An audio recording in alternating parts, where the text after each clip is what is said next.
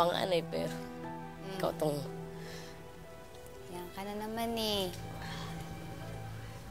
Akala ko ba okay na? Dadrama ka na naman, oh. Di ba nga, pagdating sa kapakanan ng pamilya, walang pangapanganay, walang ate-ate, walang bunso-bunso. Ang meron lang, tulungan. Kapit, busy. What I like about it is that they exhibit all the good and positive values of Filipino. Okay? Kapit bisig, meaning let's be together, let's be united. Respect for elders. So there's always that mano po. And, togetherness. We are in this together. And, of course, nakakakilig when, she was the yaya and falling in love with the boss. So all of that episode was, wow, what happened?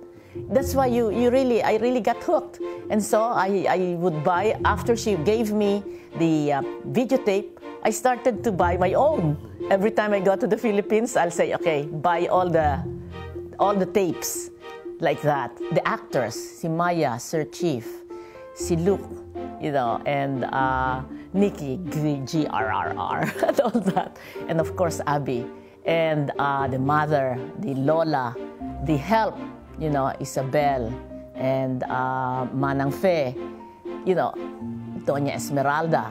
They are all so believable. So they are the people that, they are portraying. They become your friends. You are eager to know what happened to their lives.